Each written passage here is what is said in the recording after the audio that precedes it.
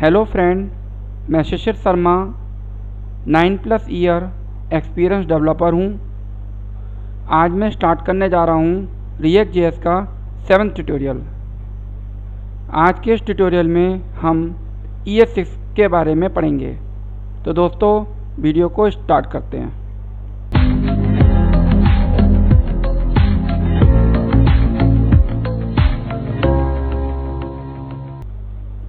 ES6 react use ES6 मतलब पूरा react में हम लोग ES6 ही यूज़ करते हैं।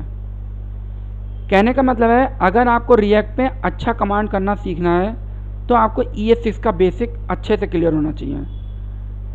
जिनको ES6 का बेसिक अच्छे से क्लियर नहीं होगा और वो रिएक्ट करेंगे तो वो अच्छे से नहीं कर पाएंगे, क्योंकि पूरे रिएक्ट में हम लोग ES6 ही यूज़ करते हैं।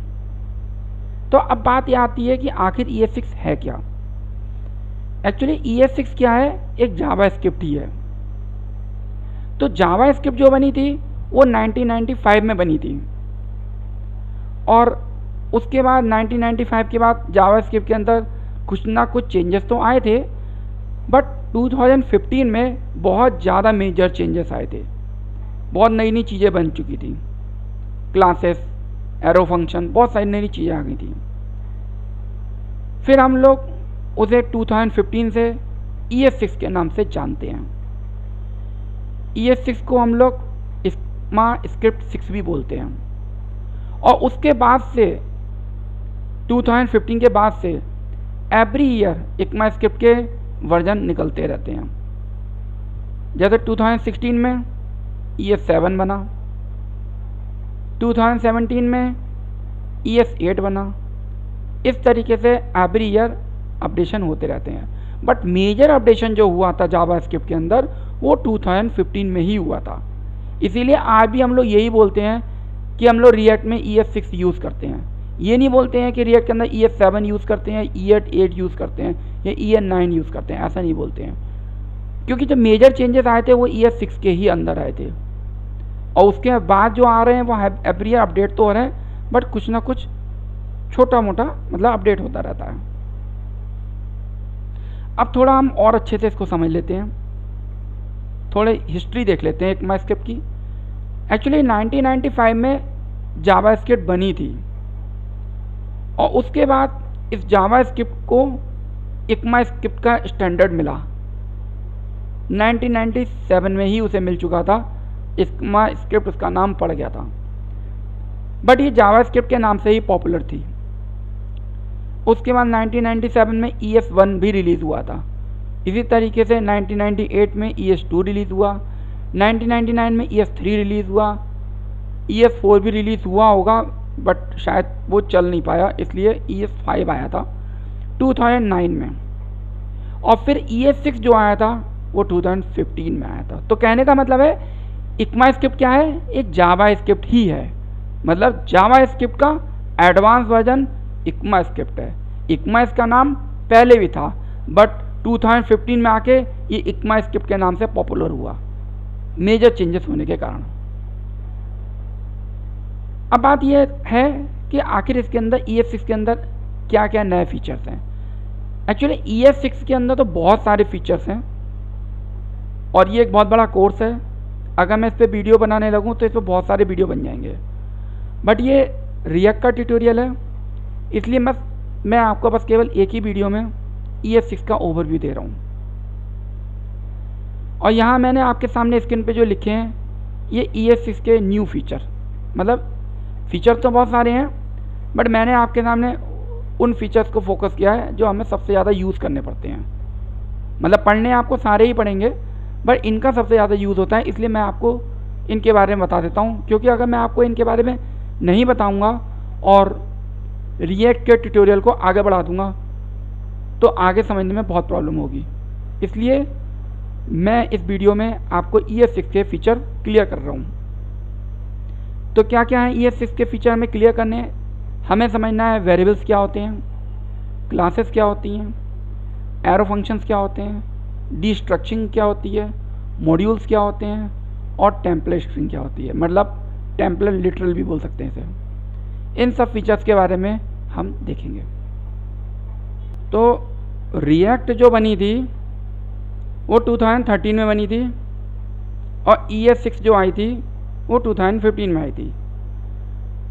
तो बात ये होती है, अब मैं ये भी देखना चाहता हूँ कि आखिर ES6 से पहले रिएक्ट में हम लोग किस तरीके से कोडिंग करते हैं। ठीक है, चलिए उसको देख लेते हैं। React JS without ES6। React without ES6 कहने का मतलब ये आप जो देख रहे हैं आपके सामने स्क्रीन पे जो पहला वाला जो कोड दिखा है और ये नीचे जो कोड सेम है, बट ये जो कोड लिखा है वो ES6 में लिखा हुआ है और ये वाला जो कोड लिखा हुआ है ये विदाउट ES6 लिखा हुआ है। और ये यहाँ पे लिखा हुआ भी है if you do not use ES6। अगर आप ES6 को यूज़ नहीं करना चाहते हैं और फिर भी रिएक्ट में कोडिंग करना चाहते हैं तो आप इस तरीके से कर सकते हैं। एक तरीका बताया, ये दोनों ऊपर नीचे के कोड एक ही हैं, बट हमको ऐसा करना नहीं है। मैं आपको एज़ पर नॉलेज बता रहा था कि जब 2015 में ES6 बनी थी तो उससे पहले रिएक्ट में किस तरीके से कोडिंग हुआ करती होगी, वो इस तरीके से है। बट हमें इतना डिटेल में नहीं जाना है, हमें बस ये समझना है रिएक्ट यूज़ ES6, रिएक्ट के अंदर ES6 ही यूज़ होता है, यही मान के हमें चलना है क्योंकि अब वही यूज़ होता है। तो अब मैं अपनी स्क्रीन पे चलता हूँ और आपको इसका प्रैक्टिकल करके दिखाता हूँ। अब मैं अपनी स्क्रीन पे आ चुका हूँ और ये मेरा जो कोड है जो कि मैंने लास्ट टाइम बनाया था ये वो है। मैं इसको हटा देता हूँ,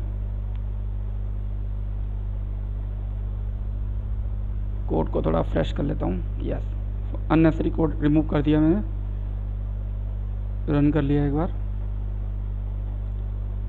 और अब हमें स्टार्ट जो करना है, ES6 का पहला फीचर है वेरिएबल्स। तो ES6 के अंदर हम जो वेरिएबल बनाते हैं 3 तरीके से बना सकते हैं, वेर, लेट और कॉन्स्ट। तो जो वेर है, वेर तो हम लोग पहले भी यूज़ करते थे जावास्क्रिप्ट के अंदर, बट जो नया आया है लेट और कॉन्स्ट आया है। तो सबसे पहले हम उन्हीं को देखते हैं। तो पहले हम स्टार्ट करेंगे लेट से।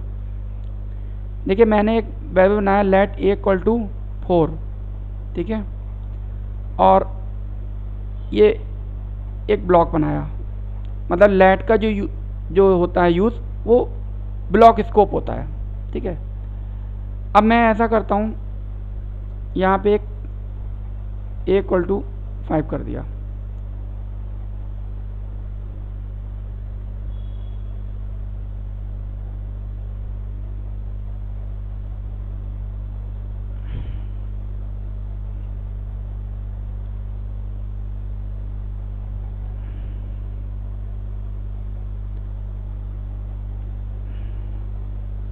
तो लेट का जो स्कोप है वो ब्लॉक स्कोप है।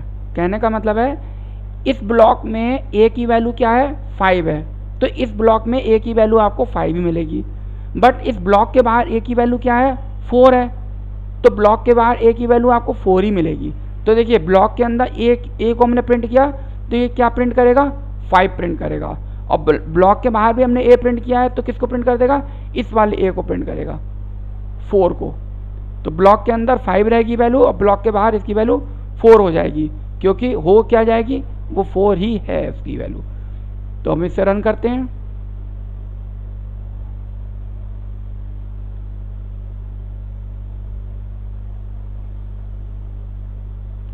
ये 5 आया, ये 4 आया। तो 5 कैसे आया, इसका जो है वैल्यू 5 थी इसलिए 5 प्रिंट हुआ, और फिर 4 इसलिए प्रिंट हुआ क्योंकि ब्लॉक के बाहर इसकी वैल्यू 4 थी इसलिए 4 प्रिंट हुआ। कहने का मतलब है अलग अलग ब्लॉक में वैल्यू अलग अलग है लेट, क्योंकि उसका एक ब्लॉक स्कोप है। बट अगर यहाँ पे होता वेर तो ऐसा नहीं होता।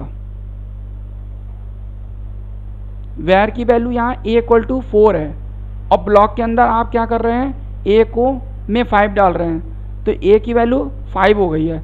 अब चाहे आप ब्लॉक के अंदर A को प्रिंट कराएं चाहे ब्लॉक के बाहर प्रिंट कराएं, आपको A की वैल्यू 5 ही मिलेगी, क्योंकि पहले तो आपने 4 डाली थी इनिशियली स्टार्टिंग में, बट उसको आपने नेक्स्ट कोड में आपने नेक्स्ट लाइन ऑफ कोड में आपने उसको अपडेट कर दिया था। इसको मैं रन करता हूँ।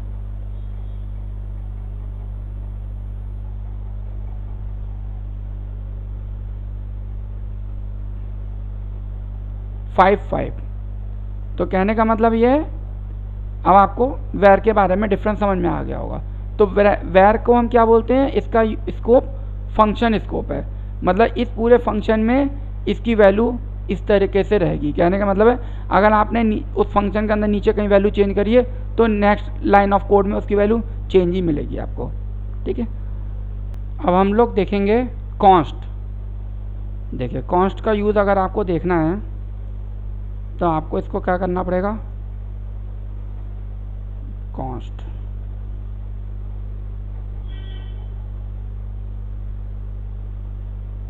मैं ऐसा करता हूँ, इसको console.log करूँगा।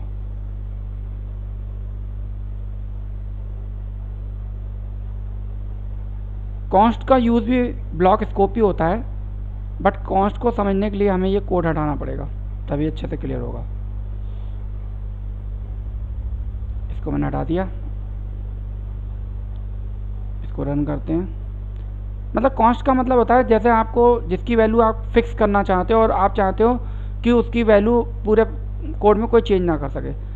जैसे सपोज हम इसे क्या करते हैं, पाई करते हैं। सपोज पाई की वैल्यू क्या होती है, 3.14 होती है। ठीक है, क्योंकि पाई की वैल्यू कभी चेंज नहीं होती है। ठीक है, चलिए इसे सेव करता हूँ, इसे रन करता हूँ। मैं पाई की वैल्यू 3.14 है। ठीक है, अब मैं क्या करता हूँ, पाई की वैल्यू फिर से डिफाइन कर देता हूँ। सपोज कॉन्स्ट पाई 5.3 कर देता हूँ।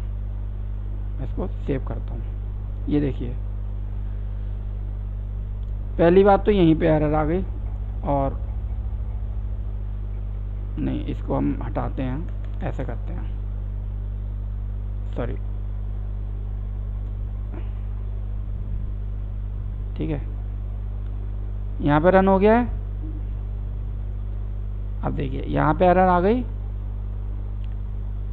असाइनमेंट टू कांस्टेंट वेरिएबल, मतलब आपने एक कांस्टेंट वेरिएबल में वैल्यू असाइन कर दी है जो कि दोबारा अलाउ नहीं है। तो कांस्टेंट का मतलब ये होता है आप जो, अगर आपके पास कोई ऐसा वेरिएबल है आप चाहते हैं उसकी वैल्यू कोई चेंज ना कर सके तो उसको आप कॉन्स्ट बना दीजिएगा। तो ये होता है कॉन्स्ट। तो इस तरीके से ये हमारे 3 वेरिएबल थे। नेक्स्ट फीचर है क्लासेस। तो जो क्लासेस हैं, जावास्क्रिप्ट के अंदर क्लासेस नहीं हुआ करती थी। तो जो क्लास वाला जो टॉपिक है ये ES6 में इंट्रोड्यूस हुआ था, और हम लोग स्टार्टिंग से क्लास ही कर रहे हैं। ये पूरा जो देख रहे हैं ना, क्लास फुटर ये लिखा है ना, यही ES6 का फीचर है।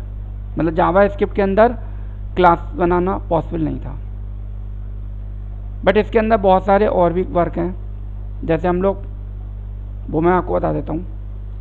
जैसे हम इसमें कंस्ट्रक्टर बना सकते हैं।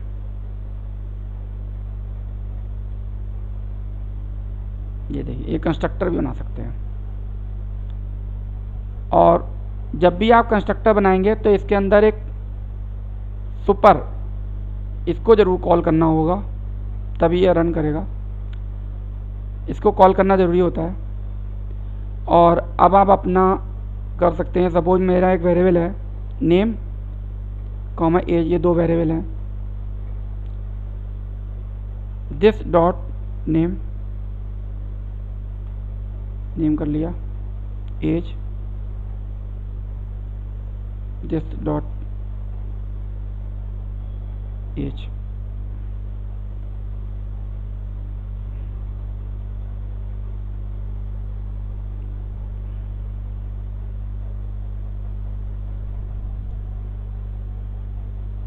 ये रन हो चुका है, और इसको मैं रिमूव कर देता हूँ, एरर वाला पार्ट को। तो इस तरीके से अभी हमें इसको प्रैक्टिकली और आगे देखेंगे, बट अभी हमें बस केवल ये समझना है। एक मिनट, ये सही कर दूँ थोड़ा कोड को।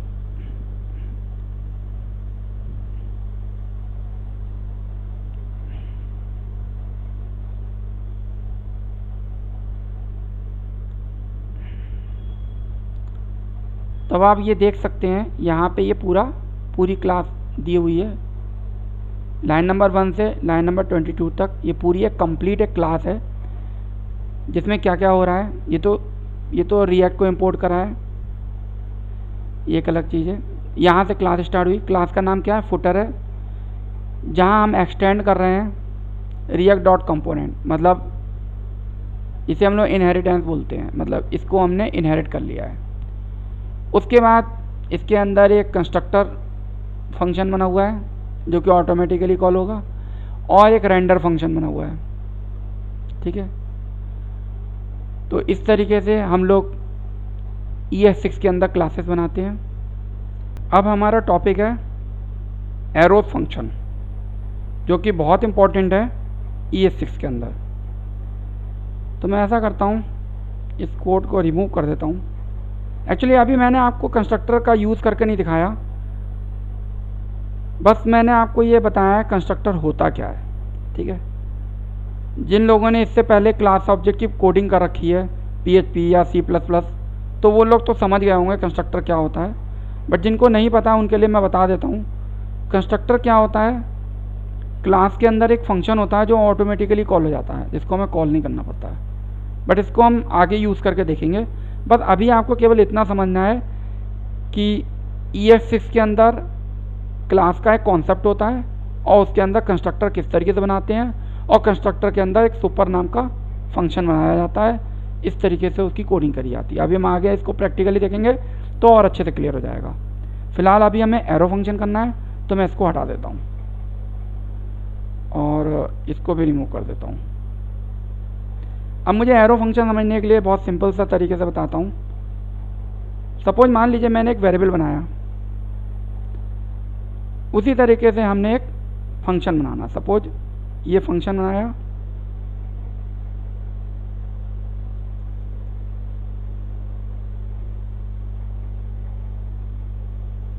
ये देखिए एरो फंक्शन।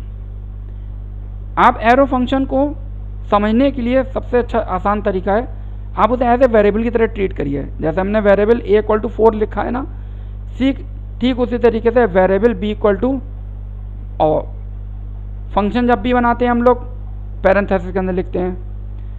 तो सीधे एक वेरिएबल लीजिए और एक पैरेंथेसिस के अंदर उसके पैरामीटर दे दीजिए फंक्शन का। अगर पैरामीटर नहीं है तो आप इसको हटा भी सकते हैं, नॉर्मल ऐसे भी कर सकते हैं, हो गया फंक्शन। तो लेकिन हमें पैरामीटर रखने हैं तो हम इस तरह के पैरामीटर रखेंगे। उसके बाद आपको क्या करना है, एरो फंक्शन बनाना है।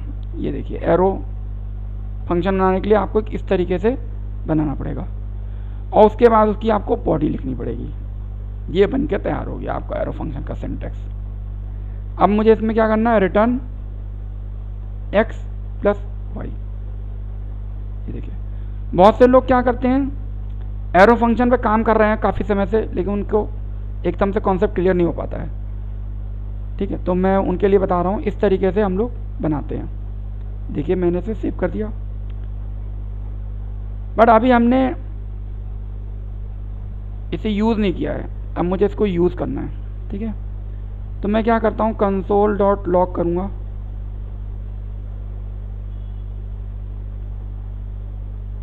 B4,5 कर देता हूँ,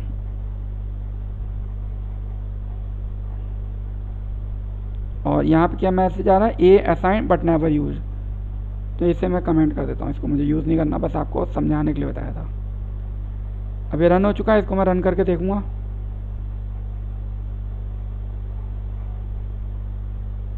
ये देखिए 9 आ गया, यूजिंग एरो फंक्शन।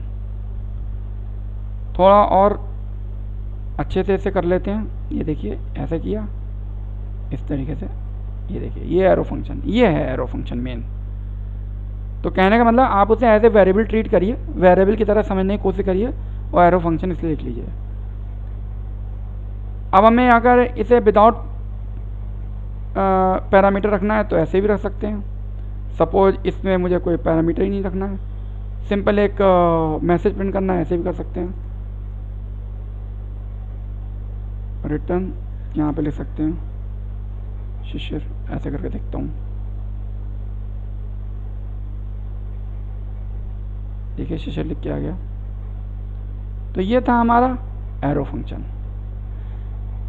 तो जावास्क्रिप्ट के अंदर एरो फंक्शन का एक नया कॉन्सेप्ट इंट्रोड्यूस हुआ था, और जो पुराना वाला जो फंक्शन बनाने का जो तरीका है वो भी अभी चलता है। ऐसा नहीं है कि एरो फंक्शन आ गया तो पुराने वाले को उसने अपडेट कर दिया, वो नहीं चल सकता, वो भी चला सकते हैं और ये एरो फंक्शन की तरह भी चलाते हैं हम लोग। नेक्स्ट फीचर है डीस्ट्रक्चरिंग। तो अब मैं बात करता हूँ डीस्ट्रक्चरिंग क्या होता है। ये भी ES6 का एक फीचर है। सपोज मैं एक ऑब्जेक्ट बनाता हूँ, स्टूडेंट ऑब्जेक्ट, स्टूडेंट ऑब्जेक्ट है, और इस ऑब्जेक्ट में जो वैल्यू पड़ी है वो क्या है, नेम, एक स्टूडेंट का नाम हो गया, एज, स्टूडेंट की एज हो गई। अब अगर आपको ये इन वैल्यूज़ को प्रिंट करना है तो कैसे प्रिंट करेंगे, हम करेंगे स्टूडेंट ऑब्जेक्ट डॉट नेम, ये देखिए, ठीक है।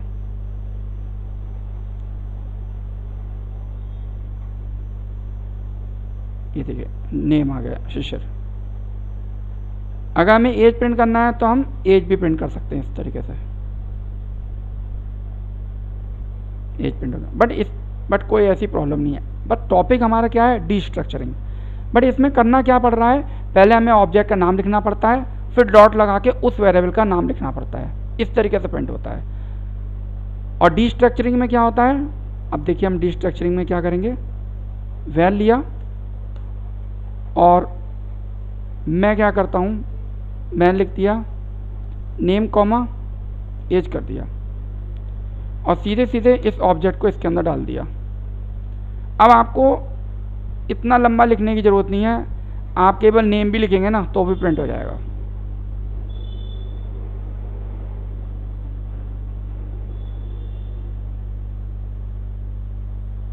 ये देखिए प्रिंट हो गया। इसी को कहते हैं डीस्ट्रक्चरिंग। कहने का मतलब है ये ऑब्जेक्ट है और ऑब्जेक्ट की अंदर की वैल्यू अगर यूज़ करनी होती है तो ऑब्जेक्ट का नाम डॉट लगा के उसकी जो भी प्रॉपर्टी होती है उसको एक्सेस करते हैं। बस डीस्ट्रक्चरिंग करने का तरीका हमारा ये होता है। तो ये ऑब्जेक्ट होता है, ऑब्जेक्ट के अंदर की जो वैल्यू हम लोग एक्सेस कर रहे थे, ऑब्जेक्ट का नाम डॉट लगा के उसके अंदर की जो प्रॉपर्टी हैं उस तरीके से यूज़ कर रहे थे। बट अगेन हमने क्या किया, अपने ऑब्जेक्ट को वेरिएबल असाइन कर दिए इस तरीके से, तो उसे हम लोग डीस्ट्रक्चरिंग करते हैं। ये भी ES6 का एक फीचर है जिसकी ज़रूरत पड़ती है हम लोगों को। नेक्स्ट फीचर है मॉड्यूल्स। मतलब ES6 के अंदर हम लोग अपना एक मॉड्यूल बना के उसको एक्सपोर्ट कर सकते हैं और जहाँ हमें यूज़ करना है वहाँ हम उसको इंपोर्ट करके यूज़ कर सकते हैं। तो मैं ऐसा करता हूँ, एक मॉड्यूल बनाता हूँ, माई मॉड्यूल डॉट JS। ये मैं एक मॉड्यूल बना रहा हूँ। सपोज इसके अंदर कुछ वेरिएबल्स बना लेता हूँ। सपोज एक मैं वेरिएबल बनाता हूँ नेम, मैंने यहाँ पे अपना एक नाम डाल दिया। सपोज मुझे एक वेरिएबल एक और बनाता हूँ, कॉन्स्ट पाई की वैल्यू डाली 3.14, एक ये हो गया। सपोज मुझे एक इसके अंदर एक फंक्शन बनाना है, सिंपल एक फंक्शन बना देता हूँ, स्क्वायर SQR स्क्वायर। ये देखिए एक फंक्शन बनाया और इसके अंदर एक वेरिएबल ले लेता हूँ x, जो क्या करेगा, रिटर्न करेगा x इंटू x। ठीक है, तो कहने का मतलब है इस वाले पेज में हमारे पास दो वेरिएबल हैं और एक फंक्शन है। अब मैं क्या करता हूँ, इनको यहाँ से एक्सपोर्ट कर देता हूँ। एक्सपोर्ट पे जाऊँगा, इस तरीके से करूँगा, नेम कॉमा पाई कॉमा स्क्वायर। ये देखिए, तो ये हमने एक मॉड्यूल बनाया है और इस मॉड्यूल में तीन चीज़ें हैं, दो वेरिएबल हैं, एक फंक्शन है, तो हम उन तीनों को एक्सपोर्ट करेंगे। जिसको एक्सपोर्ट करेंगे वहाँ पे ये हमें मिल जाएगा। अब मुझे यहाँ पे यूज़ करना है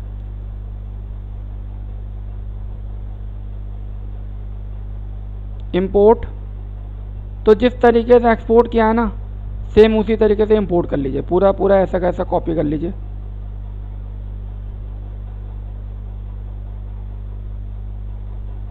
ये देखिए फ्रॉम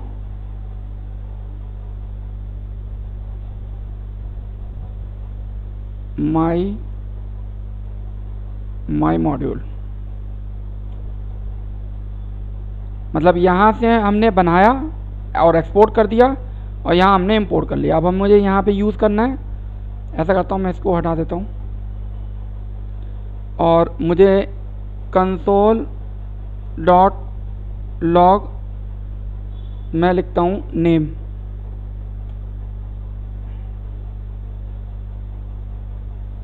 इसे मैं क्लीन कर देता हूँ। ये मेरा नाम प्रिंट हो गया।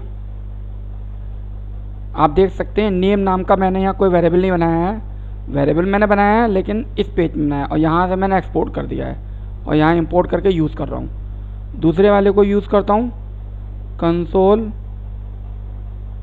डॉट लॉग पाई, ये देखिए, और ऐसा करता हूँ फंक्शन भी यूज़ कर लेता हूँ। लॉग फंक्शन क्या नाम है, SQR फंक्शन है और इसमें एक वैल्यू डाल दी 4 सपोज, तीनों कर लिए एक साथ। अब मैं इसको ये देखिए सब रन हो गए। मैं ऐसा करता हूँ इसको एक बार क्लीन करता हूँ फिर से रन करता हूँ। ये देखिए तो ये मेरा नेम प्रिंट हुआ है। ये नेम वेरिएबल था जो कि मैंने लेट से बनाया था, ये कॉन्स्ट वेरिएबल है, पाई की वैल्यू प्रिंट हो गई और ये एक फंक्शन के अंदर मैंने 4 डाला था तो 4 का स्क्वायर 16 कैलकुलेट करके उसने दे दिया है। तो आपने देखा, तो ये था हमारा एक मॉड्यूल जो कि मैंने यहाँ से एक्सपोर्ट किया था और इस footer.js पेज में हमने इसको इंपोर्ट किया था। ठीक है, वैसे जो भी मॉड्यूल हम लोग बनाते हैं, ठीक है, हम उसको एक्सपोर्ट ही करते थे। देखिए फाइनली यहाँ पर भी एक्सपोर्ट हो रहा है बट यहाँ पे एक ही मॉड्यूल है। ठीक है, अब नेक्स्ट है टेम्पलेट स्ट्रिंग, या हम इसको टेम्पलेट लिटरल भी बोल सकते हैं। तो इसमें होता क्या है, जैसा कि आप स्क्रीन पे देख रहे हैं मैंने क्या लिखा है, जैसे नेम पाई और स्क्वायर, इसके लिए मैंने 3 लाइनें लिखी है ना। अगर आप इन तीनों को एक लाइन में लिखना चाहें तो कैसे लिखेंगे, मैं इसे कॉपी करता हूँ, प्लस करके लिखेंगे।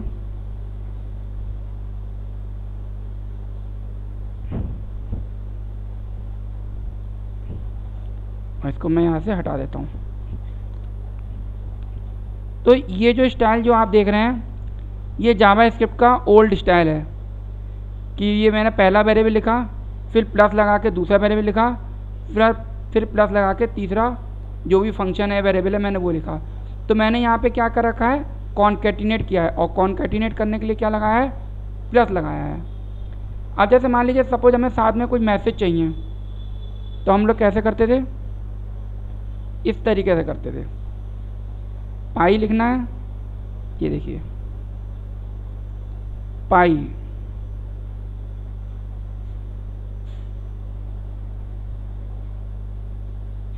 ये देखिए स्क्वायर,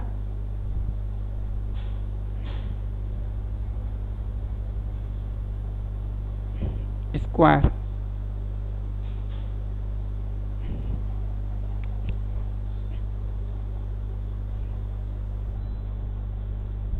तो ये जो आप देख रहे हैं ये ओल्ड स्टाइल है।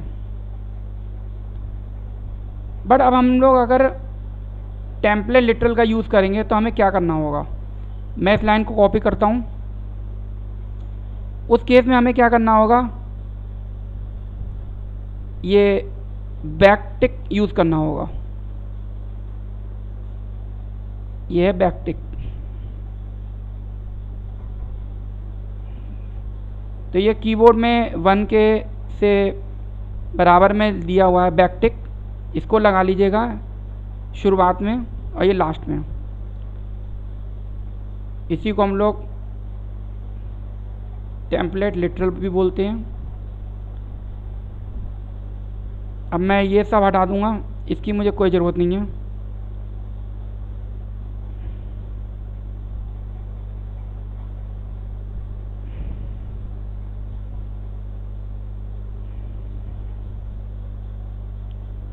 अब जहाँ पे वेरिएबल दूँ वहाँ पे आपको क्या करना होगा, कर्ली ब्रेसेस लगाइए और आगे डॉलर लगा दीजिएगा बस।